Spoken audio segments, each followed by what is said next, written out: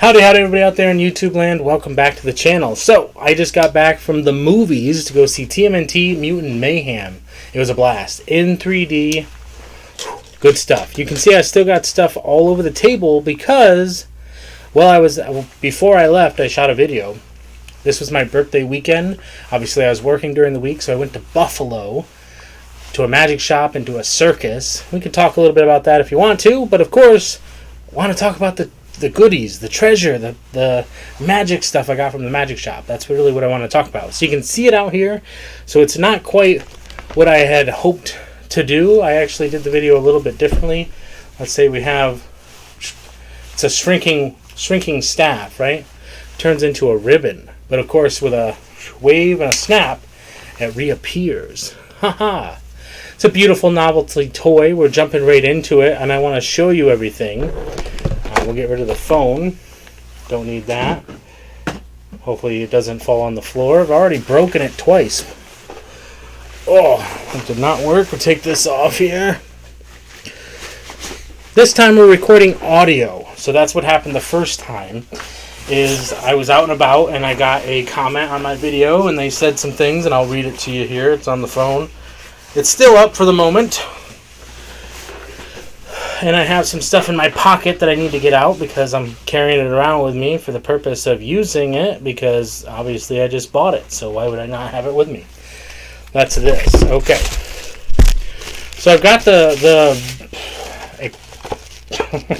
appearing cane, right? So the appearing cane is actually one of the only things that could be opened and played with before the video. So that's what I was doing. A little bit behind the scenes, if you know what I'm saying. But the problem was, my audio wasn't recording properly, and so they commented, they said they didn't like the way that my video was set up.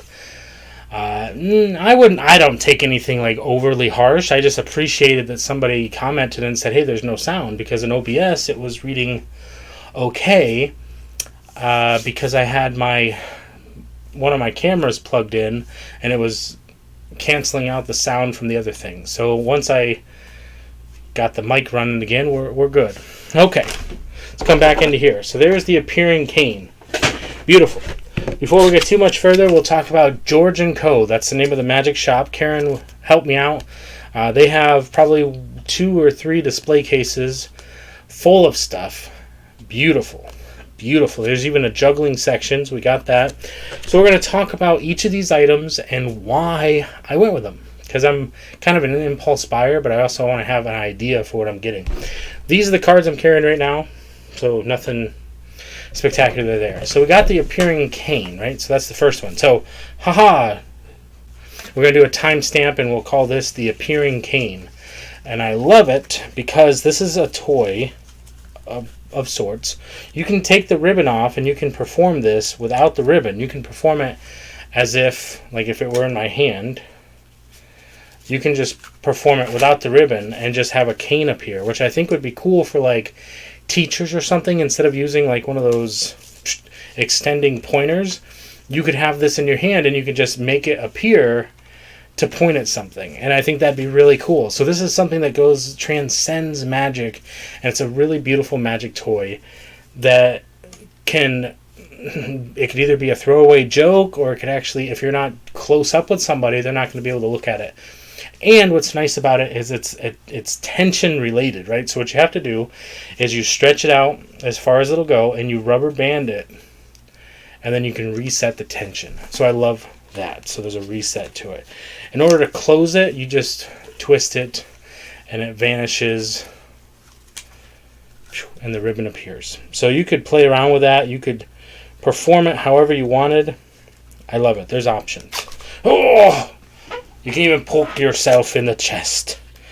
That was not intended to come out as an accident or as an accident. I don't know what that was all about.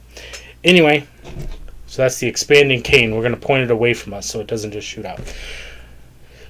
Now, sponge balls. Because sponge balls is the name of the game. Number 2 is sponge balls. We got 2.5-inch sponge balls because they're orange. And we really want to get back into our sponge ball game and produce our orange. It's just orange. I've got my little cutie orange sponge balls that I can transfer to oranges. These ones are more the size of a regular orange. So imagine me doing a trick and I, make one of these appear. And then I say, what'd be really cool is if it was actually an orange. And then I turn it into an orange and I start eating it. Or I throw it out to somebody. I think that's a really great way to go about it, and I love it. So that's giant sponge balls. Then we've got these. Doug Kahn, you'll be proud. So I got 2 of the Sponge Bunny. 2 of them. They were only $3 a piece. So I got 2 boxes of them. So I have plenty of Sponge Bunnies. Fantastic. Next, we'll talk about the juggling balls. We picked up some juggling balls. This kit that I bought from Ollie's was $5 and came with a book. This kit comes with the normal little paper in it that has there's too much light on the camera. I apologize for that. Still working on the setup. We'll get it. And then it came with new balls. The balls are a little bit bigger, but obviously these ones are worn in a little bit. And so where I'm at right now is I need to get to 4 balls, and I want to get to be able to juggle 4 balls, as well as being able to juggle 2 balls with each hand, or juggle 3 balls in one hand. So that's where I'm aiming for, so hopefully I can get there soon. And I need some extra balls to do that. I'll take a little segue here, so we'll cut, because we were talking about juggling. And one of the things about juggling that I wanted to talk about is went to the circus, as I said at the beginning. So this is probably like halfway through the video. Great time to talk about it. So obviously, if you've seen a circus, there wasn't a whole lot of animals, but there was one segment that used dogs doing all these tricks. It was a blast. And it was time travel themed. A clown was the main purpose. It was a Golden Brothers Nuclear Circus. It was fantastic. If you've seen it, let me know down below. So you have the clown running around having fun. There's a telephone booth, telephone box that he was using to travel through time. Tell me if you know where that's from. So it was fun to watch. And then there was this like jazz era where they got to they're playing jazz, and they're all dressed with the hats and the suits and stuff, and I loved it. And the guy was juggling the pins. Now I thought about getting the pins after I had already paid for everything, because I went back to check and I realized, on the bottom shelf they actually have the juggling pins, and I'm like, missed them. But my favorite part was watching the juggling, and they also were doing the balancing on the skateboards and stuff. And the whole show itself was just spectacular. So if you have a chance to go see the circus or any live performance, just get out there and see some stuff, because it is great. Now back into the stuff here.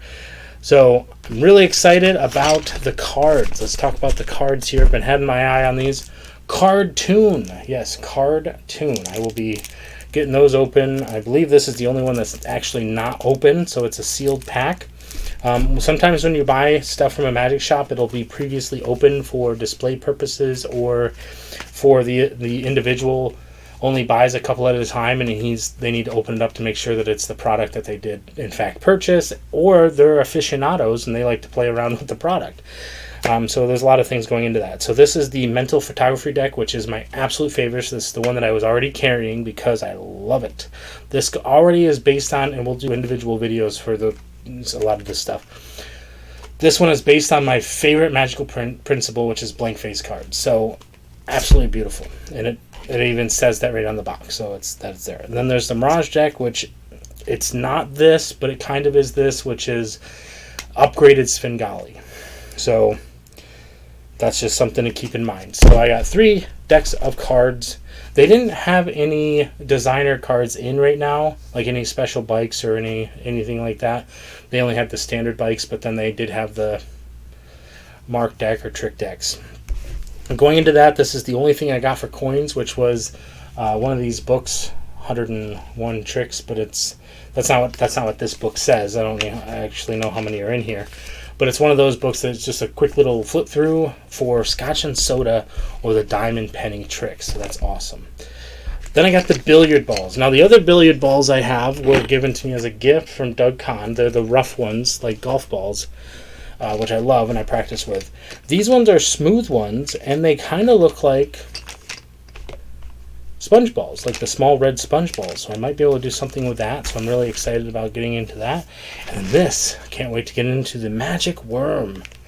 The magic worm. I've seen a lot of people play with that, and I think it's going to be a blast. So there you have it. I did it a little bit differently in the last video, but there was no sound, so hopefully you guys enjoyed my treasure trove. I got magic items for my birthday, so here it is, this time with sound. Thanks for tuning in. Thank you, everybody, and remember, stay positive, stay active, and stay awesome. And we'll see you in the next one.